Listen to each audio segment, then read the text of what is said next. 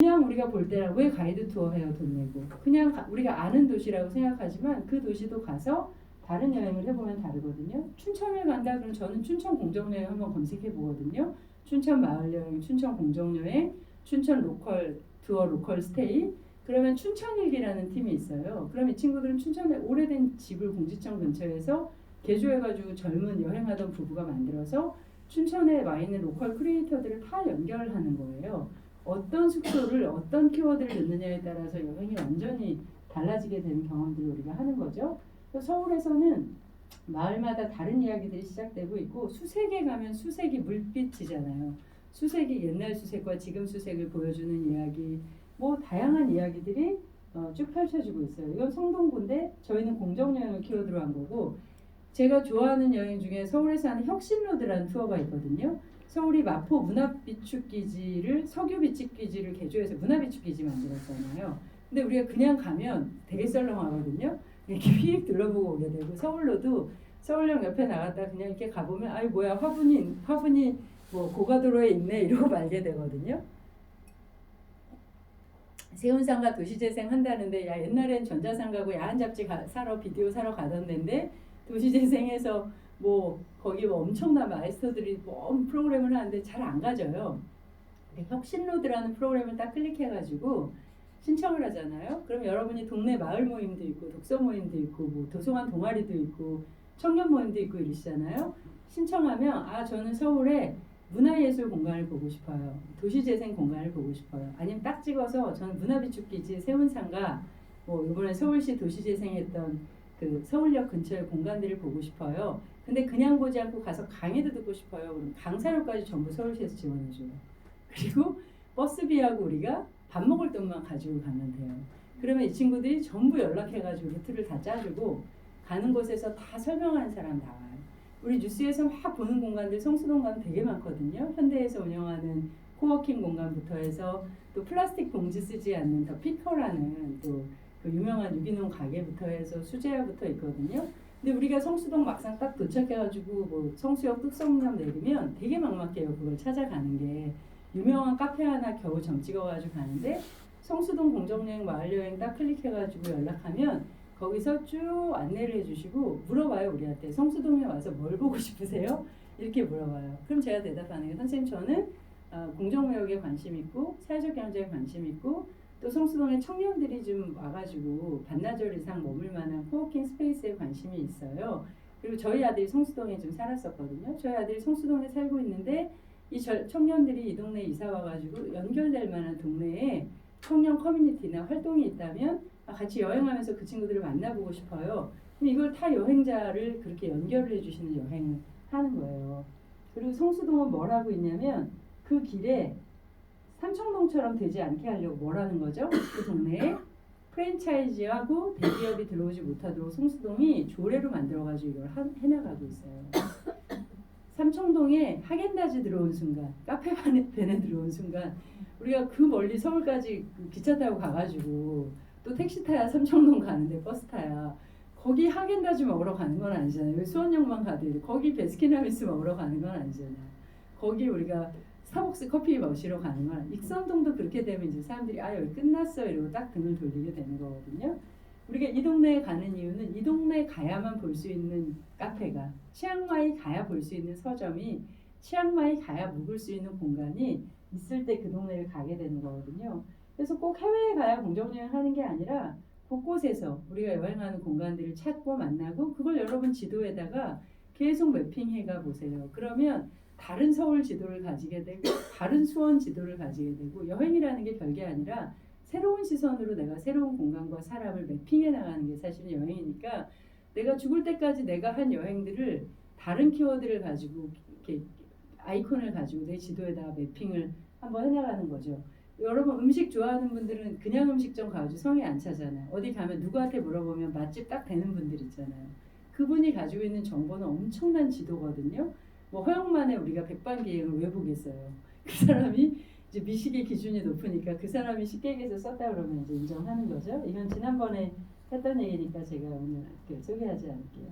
마지막으로 제가 소개하고 싶은 여행은 저는 제가 그 중동 지역에서 계속 활동을 해가지고 저는 평화 여행에 계속 관심이 있고 서울시에서 이번 해 올해 9월에 평화 여행 주간을 선포했어요. 그래서 그 서울 도시건축 비엔날레를 하면서 평양 일상 다반사라는 전시를 했어요. 그리고 엊그제 이번 주말에 시작한 드라마 제가 되게 재밌게 봤는데 사랑의 불시착이라는 드라마 혹시 보셨어요? 아직 못 보셨어요? 꼭 보세요. 제가 깜짝 놀랐어요. 거기에 평양 사람들이 나오고 북한 사람들이 나오거든요. 북한에 손예진이라는 배우가 불시착한 거예요. 그 패러글라이딩을 하다가 파주 쪽에서 돌풍이 불어가지고 떨어졌는데 그게 그 DMZ에서 북한 지역에 떨어진 거예요. 한국에서 뭐 삼성 이부진 정도 캐릭터로 얘가 나와요. 발랄한데 떨어졌는데 그걸 발견한 게 하필 북한 현빈이에요. 북한에 이제 그 고위급 장교인데 이 친구가 현빈이 그 역할을 하거든요. 그래서 현빈이 그 사택마을 우리로 치면 뭐 철원 이런 데 있는 군인들 사택마을에 이 여자가 이제 숨어들게 돼요. 더 들키면 당장 이제 사살되거나 뭐 이렇게 될 수 있으니까 그런 이야기들을 이제 로맨틱 코미디로 꾸려가는데 현빈이 그걸 보고하기 위해서 평양에 가거든요. 근데 평양에 가는 장면이 나오는데 사람들 다 핸드폰 들고 있고 막 전철이 다니고 있고 뭐 되게 북한의 고위급들은 또 연주도 뭐 유학도 많이 하고 러시아 유학, 중국 유학 많이 해가지고 또 나름 문화생활을 하고 그리고 현빈이 이 여자를 도와주려고 장마당에 가가지고 남한 샴푸를 다 구해다 가지고 뭐 이제 속옷도 다 구해다 주는 거예요. 북한을 이렇게 그려본 적이 없거든요, 우리나라가. 그냥 가난하고 못 살고 저 어릴 때는 막 또리장군 보면 막 돼지 나오고 막 늑대 나오고 이랬는데 그 철원 사택마을도 가난한데 사람들이 뭐 번개탄 피는 것도 처음 봤다고 신기해하고 이러는데 이 남한에서 넘어온 한예진한테 뭐죠? 추노에 길섭이? 길상이? 추노에 누가 나온다는데 걔가 죽었냐 살았냐 이거를 궁금해가지고 막 물어보는 장면이 나오고 중국이 열려가지고 북한 사람들이 막 그러는 거예요. 그래서 저는 경계를 넘는 여행을 되게 소중하게 생각하는데 여기서부터 이제 잠깐 보여드리고 오늘 이야기를 좀 정리할게요. 이건 제가 이스라엘을 여행했었던 거거든요. 이스라엘 여행이라는 게 쉽지가 않잖아요, 우리나라에서. 근데 이스라엘 의외로 또 한국 사람 되게 많이 가거든요. 배낭여행자는 이스라엘을 잘 안 가는데 세계 일주한 사람은 중동에서 이스라엘 꼭 가죠. 근데 한국에선 누가 주로 갈까요, 이스라엘? 성지순례하러 많이 가요. 캐톨릭에서도 가고 개신교에서도 가고 해외에서는 모슬렘도 꼭 가요. 저희가 마호메트가 승천한 황금돔이 있기 때문에 세계 25억 인구가 이스라엘을 여행을 가요. 그래서 저도 이스라엘 여행을 가게 됐는데 지중해에 뭐 사람들이 낚시하고 이렇게 아름다운 풍경이 텔아비브 도착하면 딱 펼쳐져 있는 거예요. 근데 저는 제가 원래 뭘 하던 사람이냐면 평화운동을 하던 사람이라 저는 세계 여러 뭐 페이스북 친구나 이런 사람들이 다 현장에서 평화운동을 하는 사람들인데 제가 페북에서 보는 사진이 이런 사진들이었어요. 바로 옆에 가자에서 폭격이 일어나가지고 5,000명이 죽어가는 사진이었어요. 딱 요맘때 제가 2009년에 가게 됐는데 근데 이 텔아비브 도시에서 가자까지가 딱 수원에서 평택 정도 거리인 거예요. 그래서 수원 비행장에서 비행기 떠가지고 평택으로 날아가서 폭격하러 가면 수원 사람들이 그 비행기가 보여요, 안 보여요? 비행기 떠가지고 딱 가는 게 보이는 정도의 길이었던 거예요. 근데 또 사람들이 성지순례를 계속 하니까 여기 예수탄생 교회거든요. 여기 가면 막 관광버스가 줄을 지어 서 있고 성탄절이 가까워지는 데니까 막 와가지고 다 성지순례하고 또 베들레헴 예루살렘 시내에는 예수님 막 골고다 뭐 십자가 이렇게 못 박혔던 자리 이런 데 가면 러시아 정교회 이런 데서 오신 분들은 막 울면서 머리카락으로 정말 그 돌을 닦고 뭐 또 뭐 막 온 사람들은 또 뭐 찬송가 부르면서 비아돌로로사 14처소를 이렇게 막 걷는 그런 여행들을 하고 있는 중에 있었어요. 그런데 이 예수탄생 교회 바로 앞에 뭐가 있냐면 여기 베들레헴 피스센터라는 데가 있었는데 그 피스센터 앞에 가면 사람들이 죽어가는 아이 사진을 들고 막 집회를 하는 장면이 있는 거예요. 근데 우리가 여행을 하면 리얼리티를 보고 싶지 않고 뭐만 보고 싶은 거죠? 내가 보고 싶었던 거기만 이렇게 시야를 좁혀가지고 보려고 하니까 바로 옆에 도시에서 바로 옆에서 그 살해당하고 폭격당하고 죽어가는 아이들 얘기를 보는데 관광버스에서 내린 사람은 2시간 동안 베들레헴 여행하고 3군데 찍고 예루살렘 가서 밥 먹습니다. 이러면 마음이 어때요, 우리가? 2시간 동안 베들레헴을 보라니까 미친 듯이 막 다니게 되는 거예요. 근데 저는 자유여행으로 갔잖아요. 그래서 제가 예루살렘에서 버스를 타고 베들레헴에 가는데 20분 걸리거든요. 버스를 타면. 그래서 아저씨한테 제가 아저씨 저희 베들레헴 가니까 처음 초행이니까 베들레헴에 내려주세요. 버스 운전수한테 이렇게 얘기를 했어요. 저를 딱 내려줬는데 베들레헴 저 장벽이 지금 8m 되는 장벽이거든요. 여기 내려준 거예요. 아니 제가 베들레헴 간다니까요. 여기 장벽 말고 제가 이랬거든요. 저 장벽 넘어가 예루살렘이에요. 이렇게 안 내려주는 거예요. 근데 저 장벽을 제가 어떻게 넘어가요? 이랬더니 여기로 들어가야 되는 거예요. 여기를. 지금 뭐라고 써있죠? 엑시. 누구 입장에서 출구예요? 난 들어가는 건데. 엔터런스라고 써야 맞는 건데 베들레헴 사람 입장에서는 예루살렘 입장에서 엑시시라고 써 있는 거예요. 여기 이제 들어가요. 들어가면 안에는 사진을 찍을 수가 없어요. 왜냐 안에는 무장한 군인들이 그 지문을 10손가락 다 검사를 하고 귀걸이, 목걸이, 동전으로 비행기 검색대 들어갈 때처럼 이걸 다 빼야 돼요. 그리고 팔레스타인 운전기사가 있는 차는 여기를 그냥 통과할 수가 없어요. 이스라엘 가이드하고 이스라엘 운전기사하고 이스라엘 버스만 여기를 차로 가는 문을 열어줘요. 그러면 제가 이 긴 통로를 지나서 가면 노란 택시들이 쭉 서 있으면 거기서 막 이제 삐끼한 아저씨들이 와가지고 뭐 시내 갈 거냐 막 이래 제가 타고 가거든요. 근데 이게 제가 여행하면서 본 사진이었어요. 근데 저는 팔레스타인에도 평화운동하는 여러 동료들이 있어서 내가 팔레스타인 갔었다, 베들레헴 갔었다 이렇게 얘기를 하니까 이 사람들이 보내준 사진이에요. 보셨어요? 아까 제가 지나간 그 통로에 베들레헴에서 예루살렘으로 출퇴근하는 사람들이 아침에 줄을 서 있는 풍경인 거예요. 이걸 통과해가지고 이제 일자리가 없으니까 베들레헴에는 우리 수원 사람들이 서울로도 출퇴근 많이 하는 것처럼 서울을 가야 되는데 저기서 저렇게 줄을 서서 기다리고 이 문을 또 열쇠는 누가 가지고 있는 거죠? 이스라엘 군인들이 가지고 있으니까 한밤중에 아기 낳으러 가다가 아기 못 낳아서 여기서 죽은 사람, 뭐 심정지 와서 큰 병원 가야 되는데 못 가서 죽은 사람 이런 이야기들이 장벽 앞에는 엄청나게 쌓여 있는 거예요. 우리는 누구니까? 한국 패스포트를 가진 여행자니까 그냥 이 경계를 마음껏 넘어갈 수 있는데 여기에 사는 사람들은 저 장벽 안에서 살아가는 삶을 살아가고 있는 거죠. 가면 여행자들이 꼭 들리게 되는 코스 중에 하나가 올리브 가든이에요. 이 나무 하나가 3,000년 된 나무거든요. 이스라엘은 우리 벼나 왜 이런 것을 소중히 여기는 것처럼 올리브가 되게 중요한 곡식이니까 이제 1년 먹을 올리브를 우리 김장 담그듯이 올리브 추수철에 다 따가지고 올리브 절임, 올리브 피클, 올리브 유 짜고 이래가지고 이제 1년치 식량을 쭉 마련을 해놓거든요. 이제 땅이 올리브 포도 뭐 살구 뭐 이런 것만 되는 땅이니까. 그래서 이게 하나에 3,000년 된 나무니까 예수님보다 오래된 나무인 거예요. 올리브 나무 한 그루 한 그루가. 그래서 목수들이 올리브 나무 한 그루 베가지고 하면 난리가 나는 거예요. 죽은 나무 가지나 떨어진 가지를 쓸 수 있거든요. 그리고 이게 제가 넘어갔다가 아저씨가 내려줘서 아까 그 문에 가기 전에 찍은 사진, 여기 보이는 도시가 어디겠어요?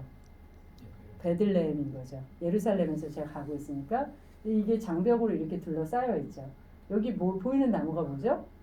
올리브 나무예요. 근데 이 나무 농사를 지금 누가 짓는 거죠? 이 베들레헴 농부들이 짓고 있는 거예요. 근데 장벽이 있어요. 그러면 물 주러 가려면 어떻게 해야 돼요? 장벽을 넘어가야 돼요. 풀 뽑으러 가려면 어떻게 해야 돼요? 추수하러 가려면 어떻게 해야 돼요? 내가 밭으로 가는 길에 이 장벽을 근데 누가 쳤어요? 예루살렘 사람들이 이스라엘 사람들이 와가지고 어느 날 친 거예요. 그리고 물도 다 이쪽에 있어요. 물이. 이게 꼬불꼬불한 이유가 물 때문에 이러거든요. 그러니까 농사를 어떻게 했어요? 지을 수가 없는 거죠. 그래서 사람들이 이 농사를 못 짓게 되니까 너무 여러 가지 어려움을 겪었는데 여기가 뭐냐면 요 들판이 목자들의 들판 교회예요. 우리 노엘이라는 크리스마스 캐롤 있죠. 노엘 노엘 저들밖에 한밤중에 양틈에 자던 목자들 뭐 예수가 탄생한 소식을 천사들이 와서 얘기해 주는데 저를 안내해 주시던 가이드 아저씨가 뭐라고 그러냐면 지금은 마리아가 베들레헴 와서 아기 못 낳지 이러는 거예요. 왜 그러냐면 한밤중에 남편이랑 임신한 여자가 이렇게 저 장벽을 넘어서 들어올 수도 없고 그 다음에 예수가 태어나는 소식을 목자들의 들판에서 천사들한테 천사들이 목동에게 얘기를 해줘야 되는데 여기 전부 전기철망이 쳐져 있는 거예요. 그리고 여기는 지금 이스라엘 점령촌이 되어 있는 거예요. 이스라엘 사람들이 땅을 다 빼앗아가지고 여기 사람들이 추수를 해야 되는데 이 전기철망 근처를 가면 여기서 사람들이 총을 쏴요. 그럼 정당방어가 되는 거예요.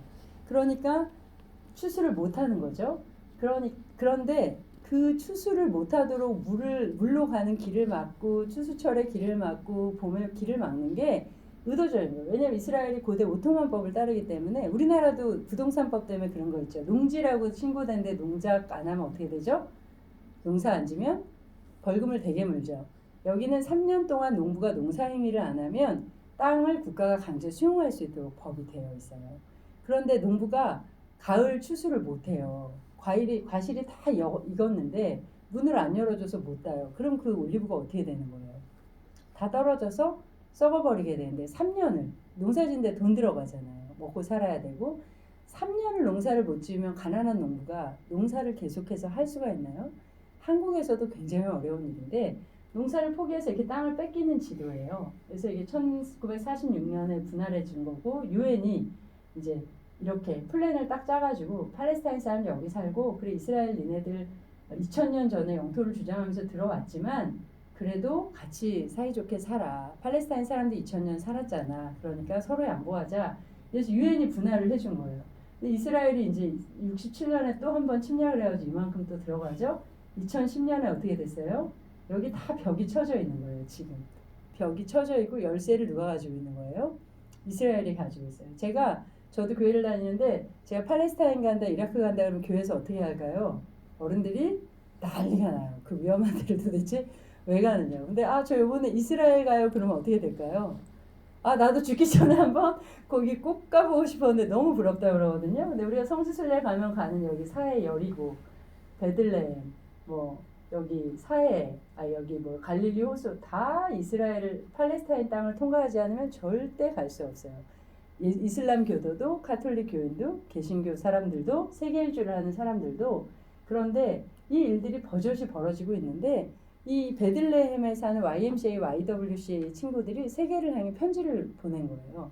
우리가 저 장벽을 넘어갈 수도 없고 저 장벽 때문에 올리브를 추수를 못하니까 농부들이 농업을 포기하고 사람들이 쫓겨나고 터전이 줄어드는데 이스라엘은 관광이 엄청나게 성장하고 있거든요. 한 해에 500만 명씩 와요. 그래서 이스라엘에서 제일 큰 산업이 반도체하고 사실은 관광업하고 그 다음에 튤립 같은 화훼작물 파는 거거든요. 그런데 네게부 사막에서 튤립을 키우려면 물을 어디서부터 끌어오냐면 이스라엘 사람들이 저 위에 갈릴리 호수서부터 파이프라인을 쫙 파가지고 끌어와요. 그리고 팔레스타인 사람들 사는 지역에는 호수란 호수, 물길이란 물길에서는 전부 다 물길을 끌어와요. 그래서 지금 EU에서 이스라엘산 장미나 튤립을 거부하는 메이드 인 이스라엘이라는 그 장미나 튤립을 거부하는 캠페인이 만들어지고 레귤레이션이 만들어지고 있는 단계예요. 근데 이스라엘 그 상황이 그러는 걸 아는데 이스라엘이 꿈쩍도 안 해요. 그러니까 그 팔레스타인 사람들이 이제 세계 캠페인을 호소했어요. 우리가 저 장벽을 넘을 수 없으니까 여러분 중동을 여행할 때 이스라엘 꼭 오는데 팔레스타인에서도 이스라엘을 만나고 이스라엘 사람의 눈으로도 이스라엘을 만나달라. 경계를 넘고 장벽을 넘는 여행을 해달라. 키부츠도 가지만 우리 동네 난민촌도 들려달라. 이렇게 해가지고 캠페인을 해가지고 평화 여행이 시작된 거예요. 그래서 이 여행은 무슨 여행이냐면 여행 중에 가을철에 이때 이스라엘을 가시잖아요. 그러면 유럽에 무슨 호소를 한 거냐면 여름 여행 말고 가을 여행을 해달라고 부탁을 한 거예요.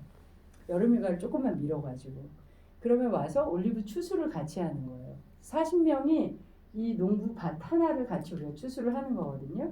아이고 지나가네. 그러면 한국 사람들이 이 밭에 딱 가면 사다리랑 이제 펼치고 여기서부터 여기까지 우리가 작업을 쭉 하는 거거든요. 이 미국이나 유럽에서 온 사람들은 어떻게 할까요? 밭에 들어가면 뭐 주인이랑 얘기도 하고 자기네끼리 뭐 인사도 하고 막 이러거든요. 근데 한국 사람 저런데 추수하는 밭에 들어가면 어떻게 할까요? 개발하는 일단 나무에 올라가요. 사다리에서 따는 걸로 만족이 안 되고 그 다음에 오늘 우리 목표량이 어딘지를 물어봐요. 이쪽에서 저쪽 끝까지. 그 다음에 내가 이 고랑을 맡았으면 이 고랑 이 끝에서 이 끝까지 다 딸 때까지 아무하고도 대화하지 않아요. 그래서 이게 무슨 여행을 온 게 아니라 무슨 이주 노동자로 일하러 온 것처럼 막 일을 하거든요. 그리고 점심에 이분들이 들밥을 같이 준비해가지고 와서 여기서 같이 들밥을 먹으면서 이 동네에 왔던 얘기, 남편 그 감옥에 양심수로 잡혀갔다가 고문당하다 죽은 얘기, 아들이 인티파다에 돌 던지다가 다리를 잃은 얘기, 뭐 이 사람들 살아가는 얘기를 이렇게 쭉 같이 듣고 그 집에 가서 자고 그 집에 3일 머물다가 나오는 거예요. 우리가 일을 잘하니까 너무 잘하니까 제가 그때 생일이었는데 10월에 여기 물가가 한국보다 더 비싸거든요. 왜냐하면 땅이 이제 사막이고 생필품 다 외국에서 수입하니까 런던보다 물가가 비싸서 제가 깜짝 놀랐는데 사과를 이렇게 한 광줄이 사고 이러는 게 저희 슈퍼 갔다가 여행자들 왜 덜덜 떨잖아요. 나가면 사과 한 봉주리가 10,000원이 넘으니까 못 사고 들어왔는데 아저씨가 밤마다 과일을 한 바구니씩 준비를 해주시는 거예요. 왜 그런가 봤더니 아저씨가 감옥에 17년 동안 감금돼 있다 나온 양심수예요. 그래가지고 자기 옛날에 감금됐을 때 그 얘기를 뭐 막 이렇게 밤마다 들려주시는 거예요. 근데 그 얘기를 막 2시간씩 하시는 거예요. 우리 너무 피곤해가지고 졸려서 죽겠는데 사과를 한 바구니 놓고 이제 과도를 4개를 놓고 그걸 사과를 막 깎아먹어 먹으면서 들었거든요. 나중에 알고 보니까 이 동네 청년들은 이 아저씨가 내가 감옥에 있었을 때 얘기만 하면 이제 2시간짜리인지 아니까 아무도 얘기를 안 듣는데 여행자들이 우리 너무 신기하잖아요. 그러니까 그 졸려 죽겠는 와중에도 눈을 비비면서 사과를 주시니까 밤마다 들은 거예요. 근데 그 집에 3일을 묵었는데 마지막 날 제 생일이었는데 그 뭐 감옥에 17년을 있다 나온 집이고 어떻겠어요. 가난한 집이고 그 비싼 이스라엘 물가에 이스라엘은 하루에 20만 원 안 주고는 어떻게 할 길이 없거든요. 근데 우리가 3만 원을 내고 먹는 숙식을 하는 거예요. 저녁도 먹고 아침도 먹고. 그러니까 뭐 돈이 남는 것도 아니잖아요. 그런데 저녁에 가더니 케이크를 굽고 닭고기 스튜를 끓이고 양고기 파이를 만들고 뭐 한 상을 차리고 있는 거 없는 걸 다 꺼내가지고 선물을 준비하신 거예요. 그리고 가족들이 다 모여가지고 그날 일정을 잡고 저희 생일 파티를 한다고 마지막 밤이니까 기다려주고 계시는 거예요. 그래서 제가 가을만 되면 무슨 생각이 날까요? 가을만 되면 아 여기서 완전 그 그림 밤에 이렇게 걸어가면 그림 그 우리 크리스마스 카드에 나오는 그 이렇게 언덕에 그런 동네거든요. 근데 그 동네에서 동시에 또 무슨 일이 일어나냐면 아이들이 맨날 잡혀가는 거예요. 예루살렘에서 폭탄 터지거나 이러면. 그래서 그런 일들이 계속 일어나는데 제가 했던 일은 뭐예요? 뭐 대단히 팔레스타인 가서 평화운동 한 게 아니라 저 유럽 여행하는 중에 이탈리아 가는 중에 이탈리아 항공을 타면 제가 여기 테라비브 가는 표를 끊으면 이탈리아 로마를 경유하거나 베니스를 경유할 수 있거든요. 그러니까 유럽 여행 가는 길에 그냥 테라비브를 끊어서 여기 잠깐 가서 2, 3일 어떨 때 바쁠 땐 하루 그냥 이렇게 있는 거예요. 그런데 우리가 보낸 하루가 우리가 보낸 3일이 이 사람의 평생을 지키는 거예요. 저희 있는 동안도 지프 3대가 올라와서 총 들고 내려서 우리 아저씨 논주인 아저씨 밭주인 아저씨 그 추수를 중단시키는데 총 들고 딱 군인들이 내렸다가 외국 사람들이 막 백인부터 아시아 사람까지 쫙 이렇게 카메라 딱 들고 있으니까 어떻게 하죠? 중단을 못 시키는 거예요. 그 사람은 잡아가지도 못하는 거예요. 근데 추수는 1년에 몇 번 하는 거예요. 딱 한 번 하는데 그때 옆에 그냥 가만히 있어주는 거예요. 우리가 갑자기 유엔에서 일할 수도 없고 갑자기 한비아가 될 수도 없는데 내 여행을 여름 여행에서 가을 여행으로 미루고 봄에는 올리브를 심는 여행을 하거든요. 올리브를 심을 때도 이스라엘 사람들이 불도저로 와서 밀어버려요. 올리브 나무를 심는다는 거는 팔레스타인 사람들이 여기 산다는 뜻이니까. 근데 우리가 별다른 여행을 하는 게 아니라 그 여행을 하는 거예요. 몰디브에 가면 몰디브가 관광 때문에 산호초가 다 죽어가니까 산호를 심는 여행을 만들었어요. 지역 사람들이. 산호가 사람이 밟아서 1cm가 부러지면 그게 자라는데 100년이 걸린대요. 그래도 100년을 생각하면서 다시 산호를 심자고 여행을 하는 거예요. 그래서 내가 그냥 발리 맛집, 뭐 발리 구경할 만한 곳, 발리 살만한 물건 이렇게 우리가 발리 볼만한 곳, 사진 찍기 좋은 곳 이렇게만 검색하던 곳에서 조금 다른 검색어를 넣어보기 시작하는 게 사실은 공정여행인 거거든요. 성지순례 가는데 올리브 추수 여행 얘기를 들은 분들은 아마 언제고 성지순례를 가시거나 중동 여행을 가시게 되면 이 생각이 나실 거예요. 사람이 듣는다는 게 그렇게 무서운 일이거든요. 그럼 한번 검색해 보게 되는 거예요. 내가 그쪽으로 루트를 짤 때. 그리고 일정이 안 맞으면 할 수 없지만 일정이 맞는다면 내가 뭐 한 달씩 있는 것도 아니고 하루쯤이라면 여러분 해볼만 하지 않으시겠어요? 일주일을 묵을 수도 있고. 그래서 우리가 대단한 일이 아니라 평화를 위해 일한다는 게 또 이 세상에 우리가 어떤 연결을 한다는 게 자기가 잘하는 일을 하는 거예요. 영국에 제가 이번에도 지난달에 웨일즈에서 회의가 있어 런던 들렸다 왔는데 뱅크시라는 작가가 그래피티를 이렇게 하면 그 건물을 사요, 컬렉터들이. 그래서 뱅크시가 편지를 보내요.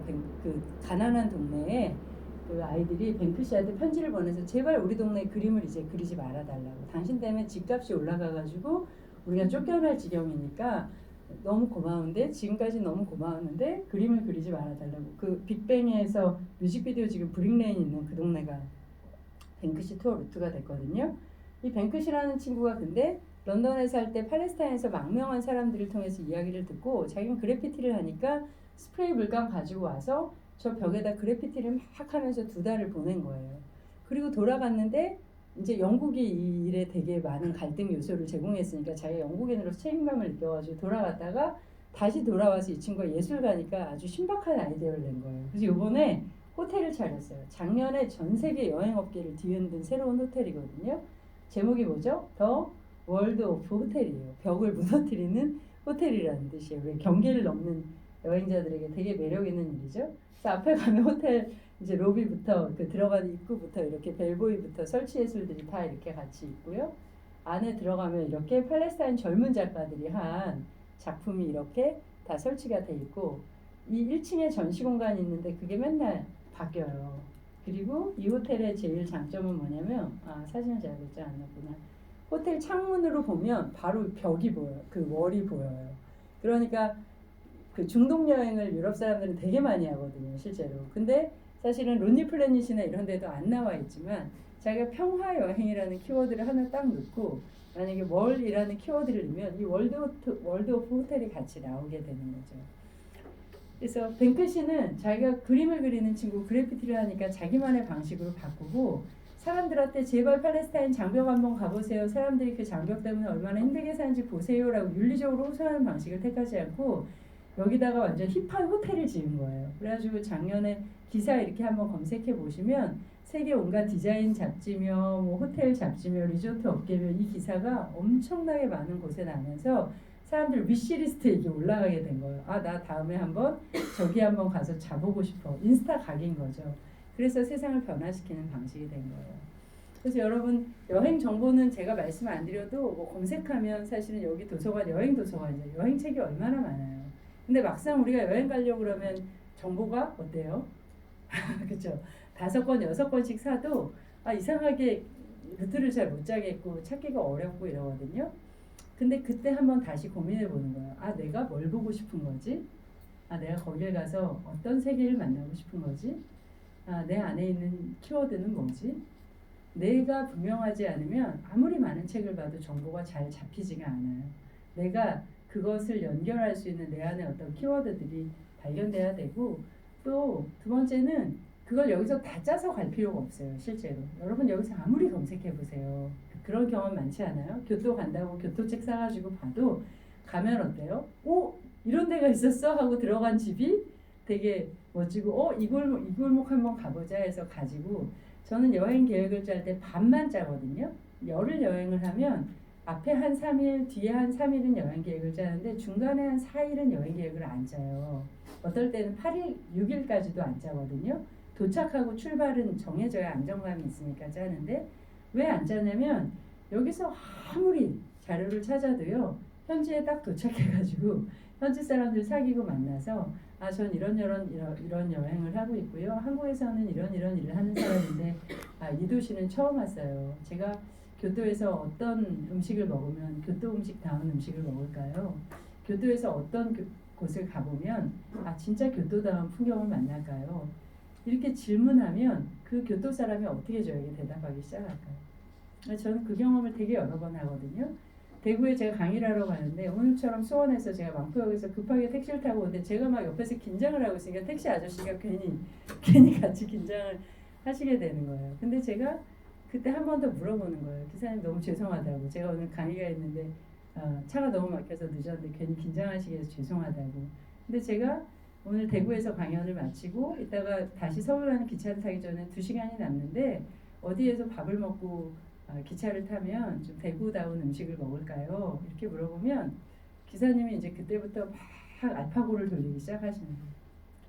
거긴 가면 안 되고 일단 가면 안 되는 데를 얘기해 주시고 어디를 가야 진짜 대구 음식 먹을 수 있다고 얘기를 해주시고 이따 저를 픽업하러 오실 기세로 이제 얘기를 막 해주시다가 제가 어디서 한림도서관에서 강의한다 그러면 저 큰 길가에 내려주지 않고 도서관 현관 앞까지 제일 내리기 편한 데까지 이렇게 내려주시고 가시는 거예요. 근데 제가 그 기사를 만날 확률이 얼마나 있을까요? 다시 앞으로의 생에 없는데 뭐죠?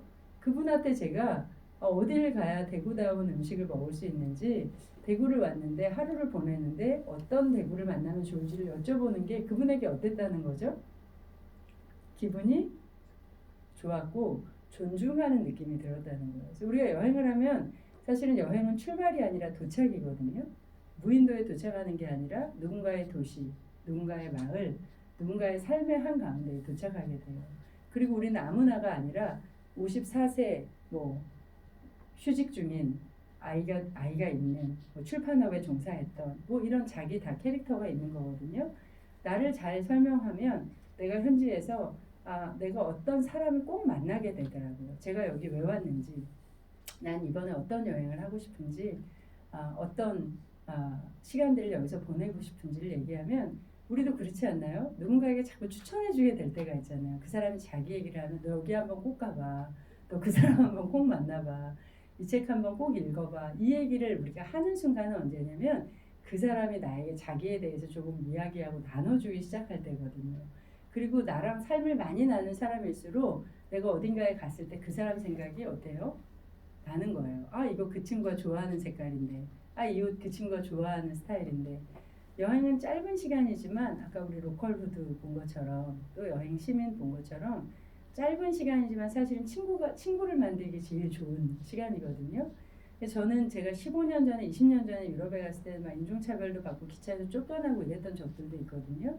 근데 제가 여행하는 법을 알고 나서 다시 여행을 시작하고 나서는 지금도 제가 교토에서 바르셀로나에서 그 만났던 바르셀로나 공무원인 친구를 회의 때문에 다시 만나는데 헤어지면서 저한테 뭐라고 그러냐면 너는 언제든지 바르셀로나에 오면 너 집이 있다는 걸 생각하라고. 그리고 네가 지난번에 묵었던 방에 이번에 우리 침대도 놓고 지난번보다 훨씬 쾌적한 방이 됐고, 그리고 내가 너에게 이번에 꼭 해주고 싶은 말은 너뿐만 아니라 너와 너의 아이들도 바르셀로나에 언제든지 망설이지 말고 나한테 연락하라고. 언제든지 네 집이 있다고 생각하라고 그러는 거예요. 왜 그럴까요? 그 친구가 또 한국에 왔을 때, 그 친구가 교토에 왔을 때 우리가 마음을 다해서 그 친구를 만나러 가고 그 친구랑 교류하는 거죠. 그냥 한 번 만나고 헤어지는 게 아니라 그 작은 만남으로 연결해가고 공간만 연결하는 게 아니라 내가 한 도시에서 한 사람이라도 좋으니까 진실하게 대화를 나누는 어떤 순간을 만들어가면 그것이 사실 나에게 가장 소중한 삶의 지도로 남는 거거든요.